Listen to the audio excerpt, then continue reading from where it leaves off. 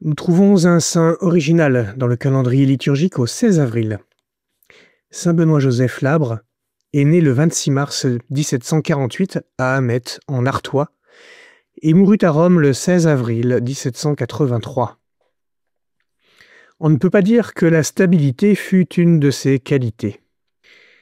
Aîné d'une fratrie de 15 enfants, né dans une famille de paysans dont la maman tenait quand même une mercerie, il voulut rejoindre la vie monastique. Il s'y est pris à 6 fois, 6 essais dans des communautés différentes, avant de devenir pèlerin permanent. Il préférait la solitude du chemin à la stabilité d'une vie sédentaire et communautaire. À Rome, il découvre enfin sa vocation, être vagabond, mendiant, pèlerin, totalement dégagé des biens de ce monde. On a calculé qu'il avait parcouru quelques 25 à 30 000 kilomètres à pied, toujours sur des sentiers peu battus, en France, en Italie, en Allemagne, en Pologne, en Suisse et en Espagne. Ce n'est qu'en 1775 qu'il décida de s'arrêter et de se fixer à Rome dans les ruines du Colisée, lieu des premiers martyrs chrétiens. Là-bas, il passait son temps en prière dans les églises et sans mendier, il acceptait simplement ce qu'on lui donnait. Évoluant dans un siècle d'apparence élégante, sa vie de pauvreté volontaire paraissait étrange et parfaitement à contre-courant, une vie aux sources de la pauvreté évangélique. Ce qui comptait pour lui, c'était d'être dans un état de prière permanent et perpétuel. C'est le rythme du calendrier liturgique qu'il a mis sur les routes des différents sanctuaires vers lesquels il est allé en pèlerinage. Pas vraiment un modèle d'hygiène, resté célèbre pour ses poux, il profita d'être libéré de toute dépendance matérielle pour se consacrer à la prière et à la méditation. Dans sa besace, qui a fait sa réputation, seulement un livre contenant les sermons du Père le Jeune, un bréviaire, et l'imitation de Jésus-Christ.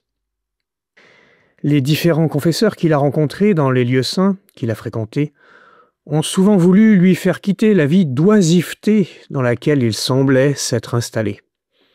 Mais au fil des entretiens, ils furent amenés à comprendre la singularité de sa vocation de solitaire, toujours en mouvement. Il est mort en grande odeur de sainteté populaire et fut canonisé un siècle plus tard, en 1881, par Léon XIII. Il est le saint patron des pèlerins. Il représente tous ceux qui prient avec leurs pieds. Et dans notre siècle où les pratiquants sont plus nombreux sur les chemins de pèlerinage que dans les églises, on peut dire qu'il a une actualité très importante. Il me semble aussi qu'il peut trouver un certain intérêt dans les mouvements de scoutisme, en particulier pour la branche des routiers, justement pour accompagner ceux qui se mettent au compagnonnage des pèlerins d'Emmaüs. J'aime ces paroles du chant du départ routier, l'appel de la route. Elle est là devant ta maison comme une amie. Et pendant la verte saison toute fleurie, elle fuit jusqu'à l'horizon d'une fuite infinie. Ohé, garçon, garçon, toi qui cherches, toi qui doutes, prête l'oreille à ma chanson, entends l'appel de la route. La route est une école de sobriété assez radicale.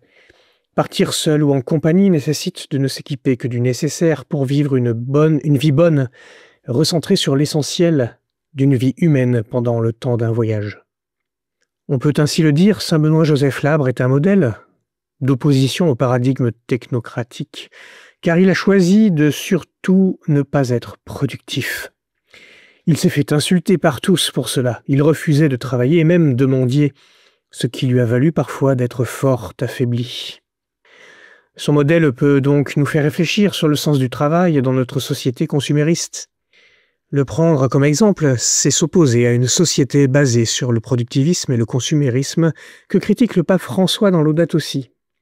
Il nous montre un chemin de libération pour un véritable développement intégral, car il a refusé de se soumettre aux contraintes matérielles, et cela l'a rendu disponible à la vie intérieure. Même si on peut dire qu'il a négligé la relation à soi dans le soin du corps, sa disponibilité l'a ouverte à autrui, quand il donnait ce qu'il avait en aumône à encore plus pauvre que lui. On ne parle pas de sa relation à la création, mais on peut penser que le fait de prendre les chemins peu fréquentés a permis de dilater son cœur vers le Créateur dans la rencontre des grands espaces, en allant d'un sanctuaire à un autre. L'écologie intégrale place la clameur des pauvres au premier rang. C'est la rencontre du pauvre qui est normative pour réguler la relation aux autres. C'est au cœur de cette rencontre qu'une parole de Dieu nous est transmise. Tel est le sens de la vocation de saint Benoît-Joseph Labre. Ceux qui l'ont connu, une fois dépassé les apparences repoussantes, se sont ensuite laissés interpeller par son témoignage de sainteté et l'ont accueilli comme un témoin fidèle du Dieu d'amour. Puissions-nous aussi rencontrer le Christ dans le pauvre et entendre la voix du Verbe de Dieu nous parler dans la parole des plus vulnérables.